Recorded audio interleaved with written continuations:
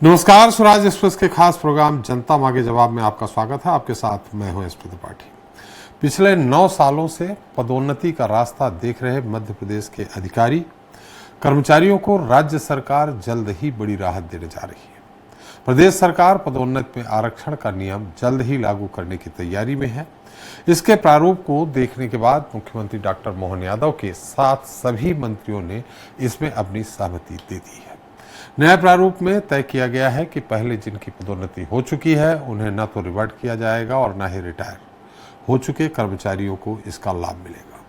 माना जा रहा है कि जून माह के अंतिम सप्ताह में इस प्रारूप पर कैबिनेट अपनी मुहर लगा देगी, लेकिन उससे पहले इसके प्रारूप पर सामान्य कर्मचारी संगठन अपनी नाराजगी जता रहे हैं।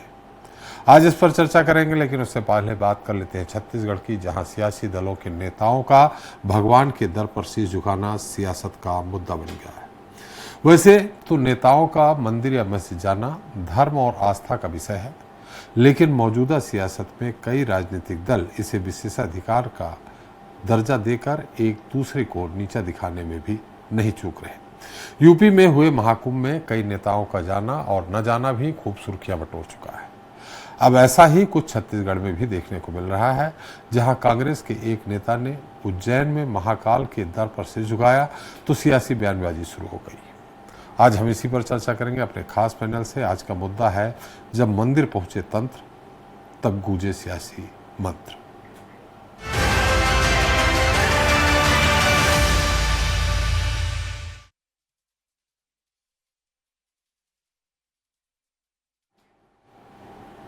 तो धर्मांतरण को लेकर छत्तीसगढ़ में चल रही सियासी बयानबाजी के बीच प्रदेश कांग्रेस अध्यक्ष दीपक बैज ने उज्जैन में बाबा महाकाल के दर्शन किए, जिसे लेकर सूबे में सियासी हलचल तेज हो गई है। बीजेपी पीसीसी चीफ की इस यात्रा पर तंज कस रही है, तो dipak बैज भाजपा पर धर्म और जाति के नाम पर राजनीति करने का आरोप लगा रहे हैं। आज इस पर चर्चा करेंगे, लेकिन पहले देख लेते हैं एक रिपोर्ट। दिग्गज आदिवासी नेता और पूर्व केंद्रीय मंत्री अरविंद नेताम ने प्रदेश कांग्रेस अध्यक्ष दीपक बैज पर धर्म परिवर्तन करवाने का आरोप लगाया था। इसके कुछ दिन बाद ही दीपक बैज ने उज्जैन में महाकाल के दर्शन किए हैं। महाकाल की पूजा करने पर छत्तीसगढ़ के डिप्टी सीएम विजय शर्मा ने तंज कसा है। उनका कहना है कि पहले कांग्रेस नेता सिर्फ इफ्तार पार्टियों में ही जाया करते थे, लेकिन जब से पीएम मोदी ने मंदिर जाने की परंपरा शुरू की, तभी से कांग्रेसी नेता उनका अनुसरण कर रहे हैं। नरेंद्र मोदी जी 2014 में देश के प्रधानमंत्री बने, उससे पहले कोई प्रधानमंत्री मंदिर जाता है, ध्यान आता है आपको क्या? प्रधानमंत्री मंदिर नहीं जा सकता था, हाँ इफ्तार पार्टी कर सकता था। अभी प्रधानमंत्री जी भी जा रहे हैं और दीपक बैज जी भी जा रहे हैं। दोनों का जाना सुखद है, अच्छा है। डिप्टी सीएम के बयान पर पीसीसी चीफ दीपक बैज ने पलटवार किया है।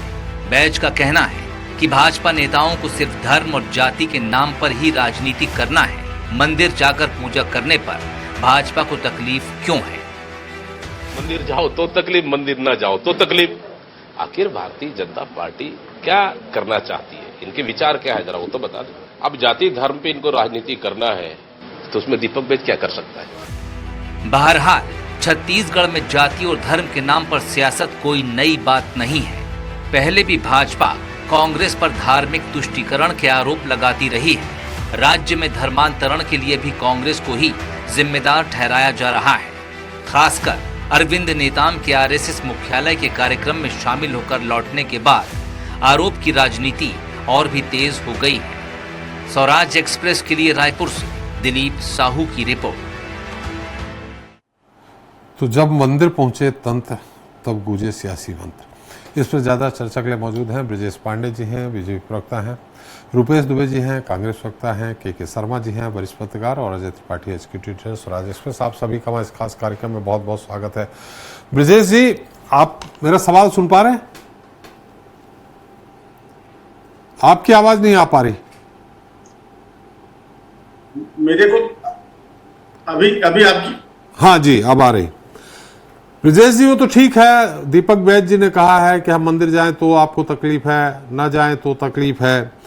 इस बीच आपके विजय शर्मा जी ने कहा कि आप 2014 के पहले कोई प्रधानमंत्री मंदिर गया क्या? इफ्तार पार्टी में जरूर जाते हैं। तो सवाल आपसे यही है कि क्या 98 के आसपास से 2004-3 तक के 4 तक के जो बीच में प्रधानमंत्री रहे वो भी नहीं गए कभी? नहीं, देखिए, विजय शर्मा जी का कहना जो था वो साफ तौर पे कांग्रेस की जब सरकार रही उनके लिए था कि जब उनके समय के प्रधानमंत्री हुआ करते थे वे केवल इफ्तार पार्टियों में दिखा करते थे, मंदिर जाते हुए कभी नहीं दिखे। ब्रजेश जी, स्पष्ट उन्होंने कहा है कि 2014 के पहले कोई प्रधानमंत्री गए थे क्या मंदिर? स्पष्ट मैं कहा। आपकी बात से सहमत हूं, लेकिन उनके बाद का जो आशय है वो मैं आपको बता रहा हूँ कि वो उनके कहने का मतलब जो कांग्रेस की सरकार हुआ करती थी देश में और उस समय के जो प्रधानमंत्री थे उनके संबंध में कहना था। दूसरी बड़ी बात यह है, एक्चुअल में दीपक बैज जी को पीड़ा क्यों हुई है वो मैं आपको बता देता हूँ। क्योंकि अरविंद नेताम जी ने उन पर सीधा सीधा आरोप लगा दिया कि शायद उन्होंने धर्म परिवर्तन कर दिया है। तो जो उनकी जो गलतफहमी थी उसको दूर करने के लिए कि देखिए मैं धर्म परिवर्तन नहीं किया हूं, मैं उज्जैन में जाके महाकाल का पूजा कर रहा हूं, ये प्रमाणित करना था उनका मूल उद्देश्य था मंदिर जाने का। अदरवाइज देखिए, जब अयोध्या में राम मंदिर का उद्घाटन हुआ और कांग्रेस के लोगों को बुलाए थे तो उस समय क्या भगवान राम के उद्घाटन कार्यक्रम में प्राण प्रतिष्ठा में नहीं आना चाहिए था उनको? तो विजय शर्मा जी कहां गलत कह रहे हैं? वो बिल्कुल कह रहे हैं कि प्रधानमंत्री जो कांग्रेस काल के लोग थे वे कभी मंदिर जाते हुए नहीं दिखे, हमेशा अवतार पार्टियों में दिखे। यही तो आशय है उनके कहने का। एक बात और याद दिला दूं पांडे जी, आज से बहुत पहले एक विवाद हुआ था, काफी तगड़ा विवाद चला था। इंदिरा जी जब प्रधानमंत्री थी तो नेपाल के पशुपतिनाथ मंदिर वो जा रही थी, उनको रोक दिया गया था कि आप हिंदू नहीं है इसलिए रोके, लेकिन वो मंदिर जा रही थी, पशुपतिनाथ मंदिर जा रही थी। देखिए, पशुपतिनाथ का मंदिर नेपाल में है। नेपाल में उस समय नेपाल को हिंदू देश कहा जाता था और वहां के नियम थे, उन नियम का पालन उन्होंने करवाया और जाने से रोका। वो जानती थी कि मुझे रोका जाएगा, राजनीति करनी थी, जा रही थी वो ये बताने के लिए। तो विजय शर्मा जी को विशुद्ध ये कहना था ना कि जो कांग्रेसी प्रधानमंत्री रहे वो नहीं गए। नरसिंह राव जी आपको मालूम है शुद्ध ब्राह्मण है, आपका जो उस समय कथित मस्जिद ढाई गई है वो नरसिंह राव जी के समय ढाई गई है। राजीव गांधी जी ने जो ताला खुलवाया था राम मंदिर का वो राजीव गांधी जी ने खुलवाया था।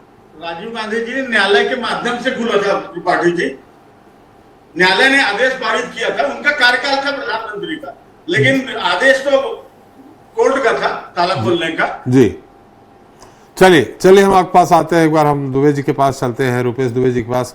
रुपेश जी, अरविंद नेताम जी ने जो आदिवासी बहुत बड़े नेता है, पूर्व केंद्रीय मंत्री रहे हैं, कई 6 बार के सांसद रहे हैं, उन्होंने ये आरोप लगाया दीपक बैज जी पे कि धर्मांतरण कराने में इनका भी योगदान रहा है। ऐसी स्थिति में क्या अरविंद नेताम जी के बयान का खंडन करने के लिए महाकाल दर्शन करने पहुंचे थे वो? त्रिपाठी जी नमस्कार। जी नमस्कार। के शर्मा जी नमस्कार। ब्रजेश पांडे जी नमस्कार। जी, छत्तीसगढ़ में पांडे जी बड़ी अजीब स्थिति है जी। साथ ही साथ भारत भाजपा के लोग वर्ष 2014 के बाद देश आजाद हुआ ये प्रमाणित करना चाहते हैं जी। ये बार बार हिंदुत्व की बात करके, ये बार बार ईसाई मिशनरी के खिलाफ बात करके, ये छत्तीसगढ़ ही नहीं पूरे भारत देश में उन्माद फैलाने के लिए और विशेषकर हिंदुओं के साथ साथ अन्य धर्म जाति के लोग हैं उन पर आतंक फैलाने का काम, भयक्रांत करने का काम भाजपा कर रही है। देखिए, अरविंद नेताम जी यद्यपि वरिष्ठ नेता रहे हैं, लेकिन जिस प्रकार से उन्होंने राजनीति में पाले बदले, वैसे नेता को के लिए एकमात्र शब्द है अवसरवादी। अवसरवादी नेता के रूप में अरविंद नेताम जी अपने इस वृद्धावस्था में तमगा लेना चाहते हैं। यदि वो आरएसएस के कैंप में गए थे, ये वही आरएसएस का कार्यालय नागपुर में रहा है जहां आजादी से लेकर के पिछले सालों तक भारतीय ध्वज तिरंगा भी नहीं लहराया जाता था। रुपेश जी, ये तर्क बहुत पुराना हो गया रुपेश जी, और इस तर्क का उत्तर भाजपा के लोग दे चुके हैं, संघ के लोग दे चुके हैं कि 2003 में जब अटल जी ने, पहले ये था कि केवल सरकारी जो बिल्डिंग है वहीं पे केवल झंडा फहराया जाएगा, दूसरी जगह नहीं फहराया जाएगा, और अटल जी के समय ये जो नियम है वो बदला गया, कानून बनाया गया कि अब कोई भी झंडा फहरा सकता है। उसके बाद आरएसएस मुख्यालय में भी तिरंगा झंडा फहराया जाने लगा। तो ये तर्क बहुत दे चुके हैं वो लोग। त्रिपाठी जी, तर्क के मतलब ये है कि बार बार ये धर्मांतरण के नाम लेकर के दीपक बैज जी के नेतृत्व को, दीपक बैज जी के व्यक्तित्व को छत्तीसगढ़ की जनता जानती है। किस प्रकार से वो छत्तीसगढ़ में न्याय पदयात्रा के रूप में लगातार अलग जगा रहे हैं, भाजपा के आतताई और कानून व्यवस्था बदहाल है, उसके खिलाफ बातें करके आम जनता के बीच में जागृति ला रहे हैं। ये वही दीपक बैज जी हैं जो लगातार बस्तर दशहरा के अध्यक्ष के रूप में अपना सफल नेतृत्व दिए हैं, सफल कार्य किए हैं। ये वही दीपक बैज जी हैं जिन्होंने नंदराज पर्वत को जब भाजपा की सरकार ने पूंजीपति लोगों को देने का काम किया था, तो दीपक बैज जी ने उसके खिलाफ आवाज बुलंद किया था। ये वही दीपक बैज जी हैं जब इंद्रावती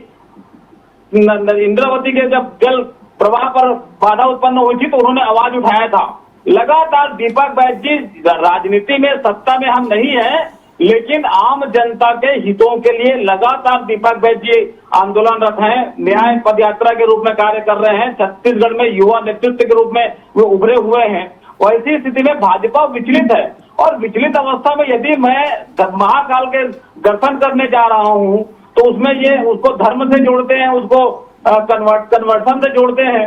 अरे भाई, भगवान राम पे हम सबकी आस्था थी। भाजपा के लोग यदि इस प्रकार की बात करते हैं तो 15 साल में इन्होंने भगवान राम का ननिहाल छत्तीसगढ़ है, उसको भी पहचान भाजपा की सरकार ने नहीं दिला पाई थी। बार बार किसी व्यक्ति विशेष पर आरोप लगा करके उसको धर्मांतरण के लिए एक विकृत चेहरा बनाने का जो कुत्सित प्रयास भाजपा के लोग करते हैं, तो सब चीजों से बचना चाहिए। जी बिल्कुल बचना चाहिए। हमारे साथ वरिष्ठ पत्रकार के शर्मा जी हैं। शर्मा जी, अभी तक धर्मांतरण के मुद्दा से अब सीधे धर्म के मुद्दे से छत्तीसगढ़ में सियासत जुड़ रही है। निश्चित रूप से धर्म राजनीति के केंद्र में ही है कहा जा सकता है, और भाजपा का हिंदुत्व मुद्दा अब किसी से छिपा हुआ भी नहीं है। लेकिन कांग्रेस कहीं कंफ्यूज नजर आती है कि हम इसको साथ आगे बढ़े, हिंदुत्व को पकड़े कि नहीं पकड़े। जिस तरह से बातें आ रही है लगातार, राम मंदिर जाने को लेकर आप देखे होंगे कि कांग्रेस वहां पे नहीं पहुंची और उसका क्या चुनाव में नुकसान हुआ। और जो अगर कहीं जाना था विरोध नहीं, तो क्या कांग्रेस के सभी नेताओं या विपक्ष के सभी नेताओं को एक साथ राम मंदिर चल देना था? क्या ये राजनीति में किस ढंग से प्रभावकारी रहता? कुंभ स्नान को लेकर बात आई, यहाँ छत्तीसगढ़ में आप देखिए राम मंदिर तो प्राण प्रतिष्ठा की बात आई तो यहाँ पे कांग्रेस की ओर से जो कौशल्या धाम चंदपुरी में एक भव्य ढंग से स्थापित करने की बात चली, उसका क्या लाभ नहीं मिल पाया।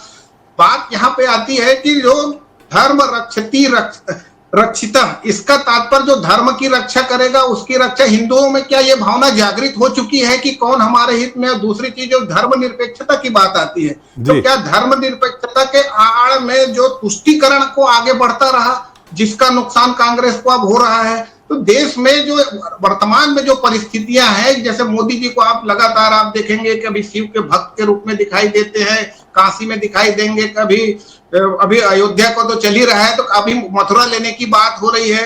तो तमाम प्रकार के जो है भावनात्मक मुद्दों को लेकर के जो राजनीति हो रही है, उसमें सोचने वाली बात यह है कि इसमें कहाँ पे दीपक बैज को जब धर्मांतरण का आरोप लगता है, अब वो वहां उज्जैन जा रहे हैं, तो उज्जैन जाने से हिंदू धर्म में आज की स्थिति में ना मस्जिद में, मजार में या हिंदू मंदिरों में सभी धर्म के लोग आते जाते हैं, किसी को रोक नहीं है। लेकिन अजमेर में भी आप देखें बड़ी संख्या में लोग जाते हैं। साईं बाबा को लेकर एक विवाद आया, लेकिन वहां भी सभी की आस्था बनी हुई है। व्यक्तिगत आस्था का मामला है, धर्म जो धारण करते वही धर्म है। लेकिन राजनीति में अब स्पष्ट रूप से ये देखने में आ रहा है कि धर्मांतरण को लेकर ईसाइयों के समर्थन में कौन खड़ा हो रहा है।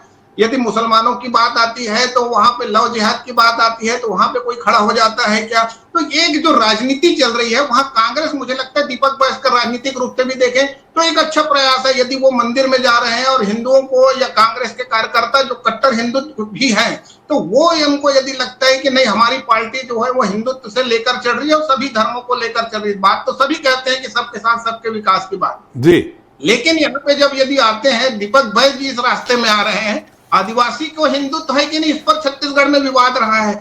अब दीपक बैज आदिवासी नेता है, पीसीसी अध्यक्ष है, वो यदि वहां पे जा रहे हैं तो मुझे लगता है कि कांग्रेस को का एक बूस्ट मिलेगा, एक प्रोत्साहन मिलेगा कार्यकर्ताओं को कि वो भाजपा का जो कट्टर हिंदुत्व की बात है उसका सामना कर सके। ये एक मेन उद्देश्य देखने को मिलता है। क्या राजनीति में कांग्रेस को बड़ा नुकसान हुआ है हिंदुत्व से? जो मुद्दा भाजपा लेके चल रही, झंडा बरदार बन के चल रही है, कभी जब बात होती है तो राष्ट्रीयता की बात होती है, इन सब विषयों को लेकर के कांग्रेस में क्या कोई चिंतन मनन या राष्ट्रीय स्तर पे कोई बात हुई है कि हमको इस मुद्दे को लेकर, जिसको भाजपा आगे लेके चल रही है और तीसरी बार सरकार बनने में यदि क्या हिंदुत्व का एक बड़ा योगदान था? ये पूरे मामले को लेकर के निश्चित रूप से दीपक बैस का जो कदम है वो एक कांग्रेस के लिए तो बेहतर कही जा सकती है। हाँ, लेकिन जब तक उनके राष्ट्रीय नेता इसको फॉलो नहीं करेंगे तब तक आप भी समझते हैं कि काफी इसमें बहुत ज्यादा कुछ फर्क पड़ना नहीं है। दो मुद्दे आपके सामने हैं।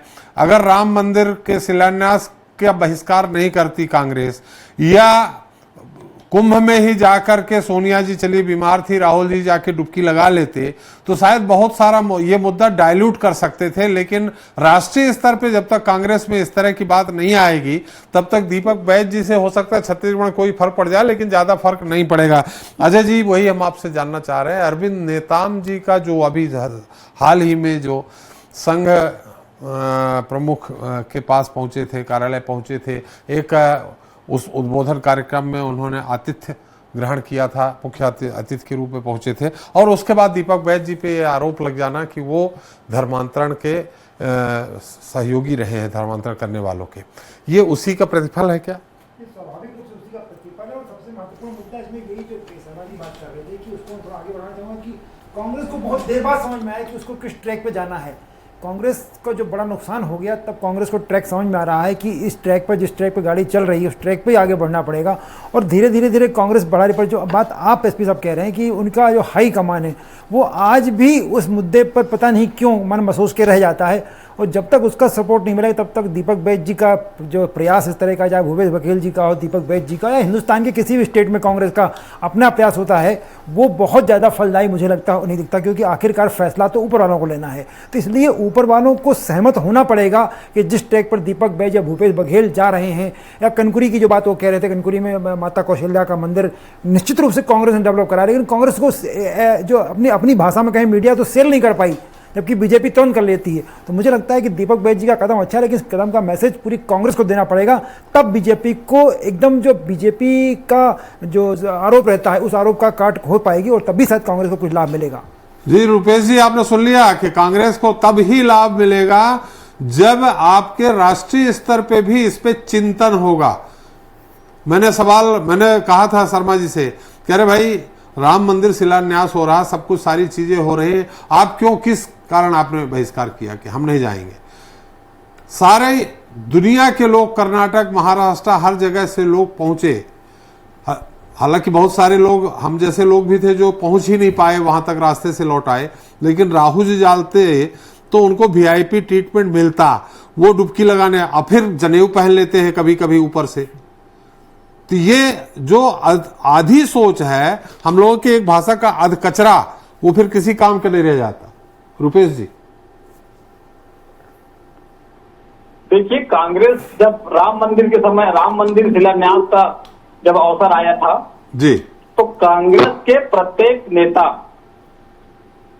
जी, अपने अपने स्तर पर भगवान राम के प्रति उनकी जो आस्था है वो प्रदर्शित हुई। भगवान राम के प्रति आस्था प्रदर्शन करने की आवश्यकता नहीं है, लेकिन जो समय मिला वो निश्चित रूप से वहां गए। देखिए, एक तरह से दो चार नेताओं के नाम बता देंगे क्या जो गए हों शिलान्यास के समय? शिलान्यास के समय नहीं, शिलान्यास के पहले भी और शिलान्यास के बाद भी। त्रिपाठी जी, आपकी वरिष्ठता को मैं सलाम करता हूं, आप सभी नेताओं के बारे में जानते हैं। किसी व्यक्ति विशेष के नेता का नाम मैं यहाँ आपके सामने बताना उचित नहीं है, लेकिन भगवान राम के जब मंदिर के प्राण प्रतिष्ठा हो रही थी, और उसको हम दूसरे मुद्दे से ले तो हमारे देश के शंकराचार्य ने जिस प्रकार से बातें करी कि आधे अधूरे मंदिर का निर्माण और उसका शिलान्यास में भी एक बहुत लंबी चर्चा हुई थी, लेकिन उसको बारे में कुछ कहना, भाजपा के लोग ये धर्म से जोड़ करके ये अधर्मी है, विधर्मी है, तमाम तरह के बातें दे करके भाजपा सिर्फ ये प्रचारित करना चाहती है, ये प्रमाणित करना चाहती है कि वो हिंदुत्व के मुद्दे को लेकर ये एक प्रकार से हिंदुत्व के ठेकेदार बने बैठे हैं। देखिए, हिंदुत्व और धर्म अक्षुण था, अक्षुण है और अक्षुण रहेगा। किसी के प्रमाण की आवश्यकता नहीं है। ये बार बार जहां ये अपने कमजोरी को छिपाने के लिए ये किसी व्यक्ति विशेष को, नेता को लेकर के टारगेट लेकर के करते हैं। राहुल गांधी जी नहीं गए, राहुल गांधी जी कुंभ में नहीं गए, राहुल गांधी जी नहीं गए, उस बात को लेकर के भाजपा सिर्फ प्रोपोगंडा करके अपनी जो धार्मिकता के रुपेश जी, प्रोपोगंडा नहीं, वो तो खुलेआम बोलते हैं, हिंदुत्व के मुद्दे पे चल रहे हैं। आप जो कह रहे हैं ना कमजोरी नहीं, उनकी मजबूती है हिंदुत्व के। आपको ध्यान हो जब ये बाबरी मस्जिद गिरी थी उसके बाद एक नारा बीजेपी ने दे दिया था कि अभी तो ये झांकी है, मथुरा काशी बाकी है। मैंने वो शुद्ध रूप से वो उसी लाइन पे हार्डकोर चल रहे हैं। आप लोग अधकचरे हो गए हैं। त्रिपाठी जी अधकचरे नहीं, देखिए भारत देश है, धर्मनिरपेक्ष राष्ट्र है, सभी धर्मों का यहाँ सम्मान है।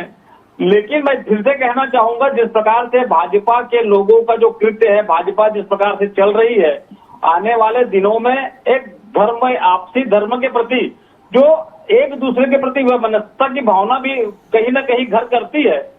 आज भाजपा के लोग छत्तीसगढ़ के परिप्रेक्ष्य में बताना चाहता हूं, छत्तीसगढ़ में ये कानून व्यवस्था में पूरी तरह से असफल है। सुशासन के नाम में कुशासन पूरी फैली हुई है। मात्र नक्सल मुद्दे को लेकर के ये बातें करते हैं। और चूंकि दीपक बैज जी का जो नेतृत्व छत्तीसगढ़ में जिस प्रकार से परचम लहरा रहा है, उससे ये पूरी तरह से, देखिए भूपेश बघेल जी के सरकार में 5 साल कांग्रेस ने ग्रामीण अवस्था मजबूत करी, भ्रष्टाचार करके ये व्यक्तिगत रूप से छवि खराब करने का काम करते हैं। अब दीपक बैज जी के छवि को खराब करने के लिए दीपक बैज जी महाकाल के दर्शन करने गए, सपरिवार गए हैं, उसको ये धर्म से जोड़ करके या ये उसको ये किसी भी चीज से जोड़ करके बात करेंगे, ये कतई बर्दाश्त नहीं है। देखिए आपको सत्ता सरकार मिली हुई है, आप बिल्कुल काम करिए, विकास करिए, लेकिन आप किसी के आस्था पर प्रश्न लगाएंगे। विजय शर्मा जी के कानून गृह मंत्री हैं, छत्तीसगढ़ में क्या पुलिस की व्यवस्था है ये किसी से छिपी हुई नहीं है। बिहार में चाकू चल रहे हैं, अत्याचार हो रहे हैं, बलात्कार हो रहे हैं, तमाम। चलिए अभी तो धर्म की बात है रुपेश जी, आपके सवाल का उत्तर ब्रिजेश जी से ले लेते हैं। ब्रिजेश जी, जिस तरह से दीपक बैज जी जनहित के भले विपक्ष में हैं लेकिन जनहित के काम में जुटे हुए हैं, ऐसे में आप लोगों को बर्दाश्त नहीं हो रहा। और दूसरा उन्होंने कहा कि धर्म की राजनीति आप लोग करते हैं, जबकि ये देश ये इजाजत नहीं देता है, सर्वधर्म संभाव की बात करता है। देखिए दुबे जी बहुत कसीदा पढ़ रहे थे दीपक बैज के विषय में। यदि उनका काम इतना धरना आंदोलन प्रदर्शन इतना अच्छा था तो 5 साल के बाद कांग्रेस को बहुमत फिर से मिल जाना चाहिए था। और भ्रष्टाचार की बात तो करेंगे, प्रमाणित हो रहा है, न्यायालयों में मामले चल रहे हैं, इनके लोग जेल में हैं, जमानतें नहीं मिल रही थी अभी तक। कुछ लोग आए हैं लेकिन दूसरी शर्तों पे जमानत पे आए हैं कि प्रकरण के निराकरण में समय लगेगा, ट्रायल में टाइम लगेगा, इसलिए जमानत दी गई है। उसके गुण दोष को देखते हुए जमानत सुप्रीम कोर्ट ने नहीं दिया है। उसमें भी शर्त दिया है कि आप छत्तीसगढ़ में नहीं रहेंगे, गवाहों को प्रभावित नहीं करेंगे। तो इस तरह की बात है। मुझे तो ये लग रहा है कि दीपक बैज जी पीसीसी अध्यक्ष से जाने वाले हैं, कहीं से संकेत आ गया है, जिस तरह से चर्चाएं चल रही हैं। हो सकता है वो महाकाल के दर्शन करने अपनी सीट बचाने गए हूँ कि रहने दीजिए, मुझे फिर से भगवान पीसीसी अध्यक्ष बने रहने दीजिए, ऐसा तो नहीं है। या फिर अरविंद नेताम ने जो आरोप लगाया उससे छुट्टी पाने के लिए कि देखिए मेरा हिंदू धर्म में आस्था है। दुबे जी जो बार बार कह रहे थे, तो मेरा उनसे सवाल है कि जब हिंदुओं के साथ कोई घटना घटती है तब तो आप खड़े हुए नहीं दिखाई देते हैं, आप आ जाना चाहिए। आप कुंभ नहाने नहीं गए, आप राम जी के उनके जन्मभूमि में नहीं जाते हैं दर्शन करने।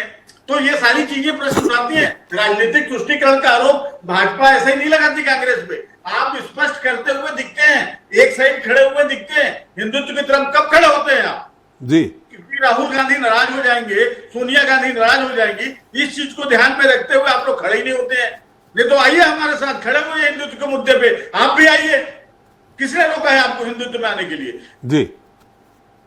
जी बिल्कुल दुबे जी, फिर एक बार फिर हम शर्मा जी के पास चलेंगे। दुबे जी, आपने एक चीज और कही थी कि भाई जो शिलान्यास हुआ, भूमि पूजन हुआ, उसके पहले और उसके बाद में हम आपके नेता पहुंचे थे, मान लेता हूं, लेकिन आप भी जानते हैं, आप भी ब्राह्मण हैं, जिस दिन एकादशी होती है, प्रदोष होता है, उसी दिन उपवास रखते हैं ना, या कोई उपवास रखने वाला दिन होता है, या एक दिन पहले रख लेते हैं एक दिन, या फिर एक दिन बाद में रख लेते हैं? क्या ऐसा होता है क्या रुपेश जी? त्रिपाठी जी, जिस प्रकार से राम जन्मभूमि का शिलान्यास हुआ, हम सबके लिए गौरव का क्षण था जी।